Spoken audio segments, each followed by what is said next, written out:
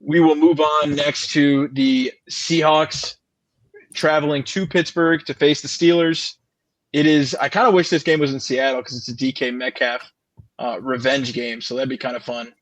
But nonetheless, he will be facing his former team with the Seahawks. Just off the jump, Christian, what are your thoughts on this game? What did you see from Seattle this past week? What did you like? What did you think they can improve on? And what do you think their chances are against the Steelers? I really like the defense, with the exception of some bad plays. I think mainly from Reek Woolen. Um, hopefully he bounces back. They are a little banged up.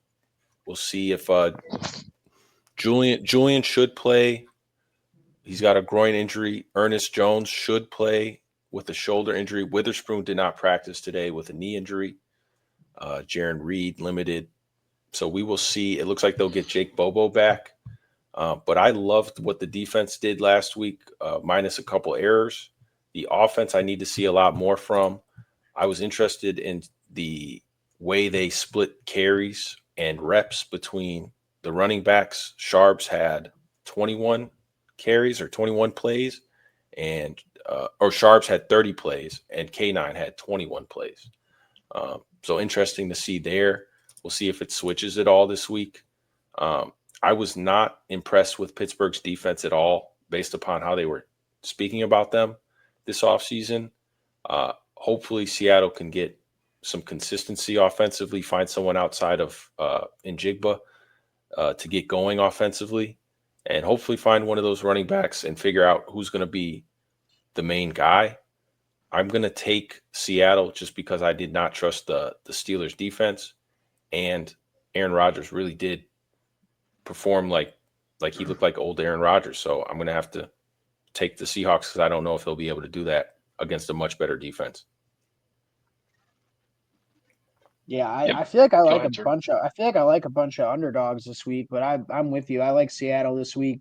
Um, More so a fade of the Steelers. I agree with Christian there. Their defense left a lot to be desired out there.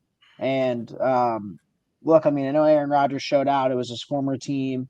That seems like a game that Aaron Rodgers would get up for.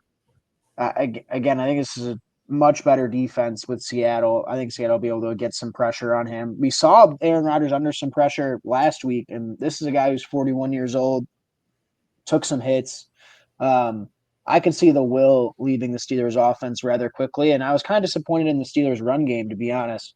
Um, Look, when Kenneth Gainwell is getting a lot of snaps, like you're not using your rookie you spent a draft pick on, and Caleb Johnson. Your other guy is Jalen Warren, who I love. Jalen Warren as a change of pace guy, but he in no way, shape, or form is a lead back in the NFL. So, um, yeah, I guess it's just DK Metcalf versus the world next week, and maybe he gets he goes off against his former team. But I just think the Seahawks are a more complete football team at the moment, and despite the poor showing against the 49ers offensively week one, I think they'll bounce back here. I actually like I actually like Pittsburgh in this game. Maybe not as favorites. Probably just money line because I think Seattle probably covers this spread. But I think there's a lot of questions on that offensive line for Seattle going up against a Steelers strong pass rush. You're gonna go make you're gonna go make Sam Darnold go beat you. I mean that's been that was exploited last week. As a potential weakness for them, you're going to have a pissed off DK Metcalf. I think it's going to be a low scoring environment, defensive oriented game. I mean, the initial, I think we're going to see, I think also, I might like the first half under in this game. It's set at about 20. I think, you may be seeing Pittsburgh coming home. The Aaron Rodgers already got the revenge factor out of his system. You may see a little bit of a slower opening for this. Seattle's probably also going to try and control it on the ground. But the playmakers they have are really just Jackson Smith and Jigba, but Sharps and Kenneth Walker. But in terms of what they're going to lean on, what the Steelers are going to lean on for their strengths to defend that, I like Ah, crap. I like the Steelers to win money line. I like the Seahawks to cover, but no, I do like this under. I think this is going to be an ugly game. That's going to be won on the ground and in the trenches on either side.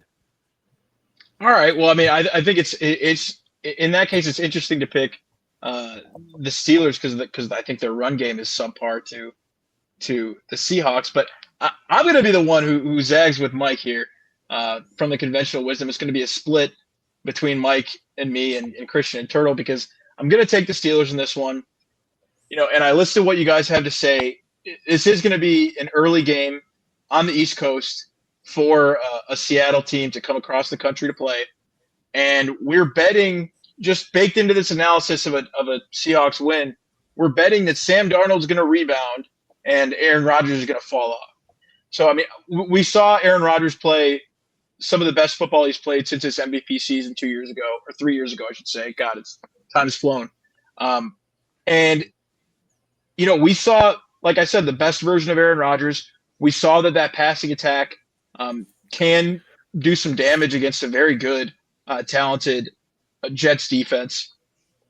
And so I think if the Steelers are able to get ahead in this game, which I think they will be able to with their passing game, with Aaron Rodgers and what he was able to do, if he doesn't fall off like we may be expecting him to do, and he's playing at home here, I think I do have a lot of confidence in the Steelers, and I have less confidence in Sam Darnold to play from behind, not be able to rely as much on his running game in that case if they are playing from behind. If you force Sam Darnold to beat you in this game, I still have yet to see it. I think that there's some concern that he may have benefited more from Kevin O'Connell than vice versa. And so I'm going to need to see it from Sam Darnold consistently if I'm going to believe in the Seahawks in a game like this. So I'm going to roll with the Steelers, and it's going to be in part due to the early start, but also due to, as much as I hate to say it as a Bears guy and Aaron Rodgers hater, what I was able to see from that Steelers offense. And the defense is going to have some fire too. I mean, Jalen Ramsey, talk about a debut and what he was able to do on that side of the ball for the Steelers. He brought a lot of juice. So again, and if we fall back on our old principle of quarterback and head coach, give me Aaron Rodgers and Mike Tomlin over Mike McDonald and Sam Darnold right now. And it also looks like Mike McDonald has not really given the vote of confidence to Rick Woolen after last week. I guess shout out Julian Love. I mean, he's probably going to have to step up big time in that secondary. Lord knows if they're going to have to go into the depth chart if Woolen gets benched or what happens for that. But that already puts them behind the 8 ball with guys like DK Metcalf out there. So. Well, Christian read the injury report. It sounds like they have quite a few injuries there on the back end.